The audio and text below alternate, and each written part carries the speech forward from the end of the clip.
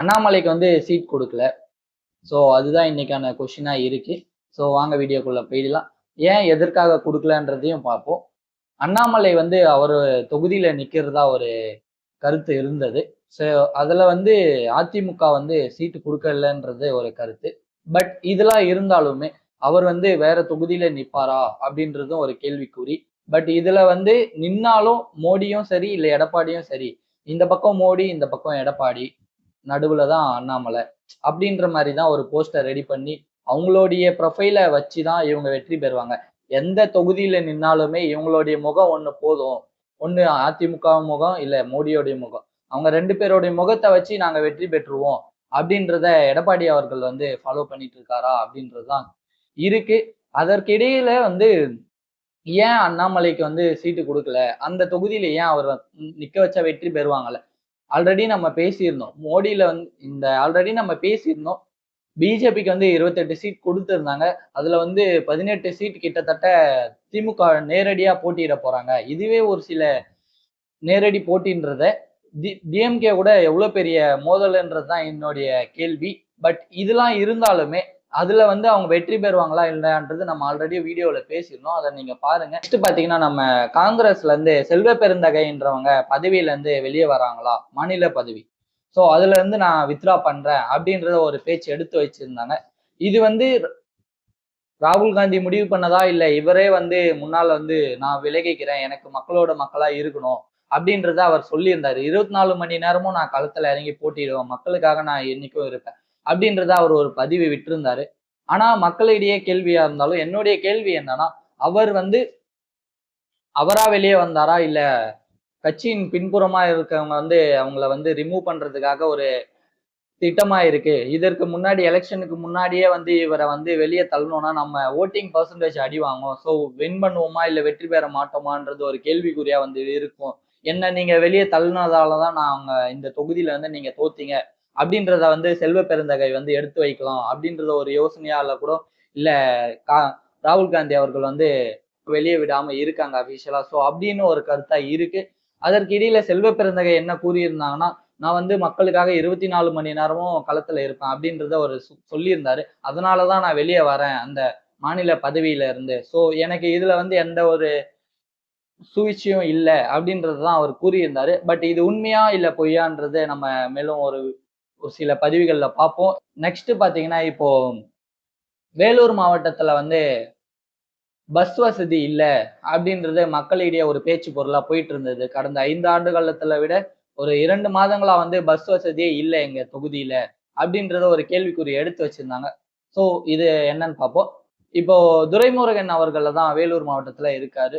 அவர்கள் வந்து 10 நிமிடத்துல வந்து பஸ் விட்டாராம் அந்த தொகுதிக்கு. சோ இத்தனை நாளா என்ன பண்ணிட்டு இருந்தாரு? துரைமுருகன் அவர்கள் வந்து 10 நிமிஷத்துல அவரால பஸ் விட முடியுது. அப்ப 5 வருஷத்துல எத்தனையோ ஒரு 10 நிமிஷம், 20 நிமிஷம், 1/2 மணி நேரம் இருக்கு. ஏன் அவர் வந்து வெளியே விடல? அப்படின்றது மக்களிடையே ஒரு கேள்வியா இருக்கு. அதையுமே பதிவிட்டு இருந்தாங்க. பட் இதெல்லாம் இருந்தாலுமே அவர் ஒரு எலெக்ஷனுக்காக அவர் இத பண்றாரா? இல்ல தொகுதி இல்ல இந்த எலெக்ஷன் முடிஞ்ச உடனே இந்த மாதிரி சில தவறுகள் மீண்டும் தொடருமா? அப்படின்றது ஒரு கருத்தா இருக்கு. ஆனா அவர் வந்து எப்படியா இருந்தாலும் சரி அந்த மக்களுக்கு வந்து ஒரு சில நல்வசதி பண்ணி குடுத்திருந்தா அவங்க வந்து அந்த இந்த மாதிரி ஒரு சிச்சுவேஷனை நிறைய தொகுதியில வந்து ஹேண்டில் பண்ணணும்னு ஒரு அவசியமே இல்ல. ஏன்னா மக்கள் வந்து யாருக்கு நல்லது பண்றாங்கன்னு தெரியும். நல்லது பண்ணியிருந்தாலே அவங்க வந்து வெற்றி பெற வைப்பாங்க. சோ இந்த மாதிரி எலெக்ஷன் டைம்ல நிறைய நலத்திட்டங்கள் பண்றீங்க. இத வந்து நீங்க முன்னாடியே கொஞ்சம் கொஞ்சம் பண்ணியிருந்தாலுமே போதும். மக்கள் வந்து கொஞ்சம் சந்தோஷமாவும் இருந்திருப்பாங்க. அவங்க ஹாப்பியாவும் இருந்திருப்பாங்கன்றத விட ஒரு நம்ம தொகுதிக்கு நம்ம தலைவன் இருக்காரு அப்படின்றது அவங்களுக்கு ஒரு பதிவா மனசுக்குள்ள அமைஞ்சிருக்கும். ஏன்னா மத்தவங்கள நோக்கி போயிருக்க மாட்டாங்க. புதுசா வந்தா ஒரு ஆட்சி வந்து வெற்றி பெற வச்சிருவாங்க. வெற்றி பெற வச்சாலுமே நம்ம தொகுதிக்கு அவங்க வந்து நல்லது பண்ணுவாங்க. இல்ல இவர் வந்தா நல்லது பண்ணிடுவாங்க. அப்படின்ற ஒரு குழப்பம் வந்து மக்களுக்கிடையே வந்து தவறான அப்படின்ற ஒரு குழப்பம் வந்து மக்களிடையே ஏற்படாது. ஏன்னா இந்த வந்து இத்தனை வருஷமா நீங்க ஆண்டுட்டு இருக்கீங்க. நிறைய கட்சியும் சரி. அந்த மாதிரி ஒரு சில தவறுகள செஞ்சு நீங்க உங்களுடைய இமேஜ வந்து எப்படி சொல்லணும்னா, இமேஜ வந்து நீங்களே அவங்க மக்களிடையே வந்து கெடுத்துக்கிறீங்க. அதனால தான் நான் என்னுடைய கருத்த எடுத்து வைக்கிறேன். இத்தனை யார் ஆட்சி பண்ணாலுமே சரி, இதற்கு மேல வேலூர் தொகுதியா இருந்தாலும் சரி, இல்ல திருத்தணி தொகுதியா இருந்தாலும் சரி, இல்ல திருவண்ணாமலை மாவட்ட தொகுதியா இருந்தாலும் சரி, நெறைய தொகுதியும் எந்த தொகுதியா இருந்தாலும் ஒரு தொகுதியில நீங்க எம்எல்ஏவா கேண்டிடேட் வேட்பாளரா வெற்றி பெறீங்கன்னா அவங்க வந்து அந்த மக்களுக்கு தேவையானதை செய்யுங்க. அந்த செஞ்சாலே நீங்க அடுத்த எலெக்ஷனுக்கு அவங்க கிட்ட ஓட் கேட்க போகணும்னு அவசியம் இல்லை. நீங்க வந்து அவங்க உங்களை தேடி வந்து அவங்களா உங்களுக்கு வந்து ஓட் போடுவாங்க. இப்போ திமுகல வந்து 8,000 ரூபாய் கூப்பன் கொடுக்குறாங்களா மக்களுக்காக அப்படின்றதா கொஸ்டின். ஆமா கொடுக்குறாங்க. என்னன்னு பாத்தீங்கன்னா 8,000 ரூபாய் வந்து மக்களிடையே கூப்பனா நீங்க என்ன வேணா வாங்கிக்கலாம். எந்த கடையில போய் நீங்க இந்த 8,000 ரூபாய் கூப்பன் வச்சு நீங்க எக்ஸ்சேஞ்சும் பண்ணிக்கலாம். இல்ல புதுசாவும் உங்க இது பண்ணிக்கலாம். உங்களுக்கு தேவையானது எதுவா இருந்தாலும் வாங்கிக்கலாம் அப்படின்றத முன்னாள் சிஎம் அவர்கள் பேசியிருந்தாரு. பட் இதெல்லாம் இருந்தாலுமே அதற்கு நிறைய இலவச பொருட்களும் சரி, இல்ல மக்களுக்கு தேவையான பொருட்களும் சரி குடுக்குறாங்க. இது போன்ற ஒரு சில விஷயம் நம்ம ஆல்ரெடி பேசியிருந்தோம். இலவசம் வந்து வேண்டான்றத. சோ இலவசத்த தவிர்த்து மக்களுக்கு நலத்திட்டங்கள பண்ணி ஒரு போட்டியிடலாம் அப்படின்றது தான் என்னுடைய கொஸ்டின். அடுத்து அதிமுகல வந்து கூட்டுறவு கடன் தள்ளுபடி செய்வேன் அப்படின்றது தான் கேட்டிருந்தாங்க. சோ அது என்னன்னு பார்ப்போம்.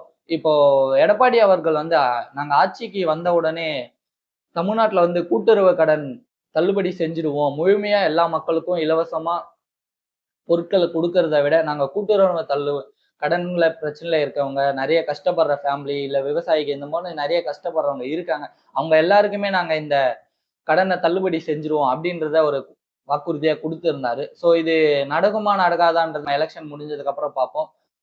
சோ ஒரு சில வேட்பாளர் வந்து இது மாரி நம்ம பிரச்சனையில இருந்தாலும், இதற்கிடையில இலவசம்ன்றத எந்த வேட்பாளரும் தவிர்க்காம தான் இருக்காங்க. சோ இலவசத்த கொண்டு மக்களிடையே திணிக்காதீங்க. அந்த மக்களுக்கு என்ன தேவையோ அத பண்ணுங்க. அத பண்ணி நீங்க வோட்டிங் வாங்க. இதுக்கப்புறம் வர ஆட்சியாச்சு அந்த மாரி ஃபாலோ பண்றீங்களா?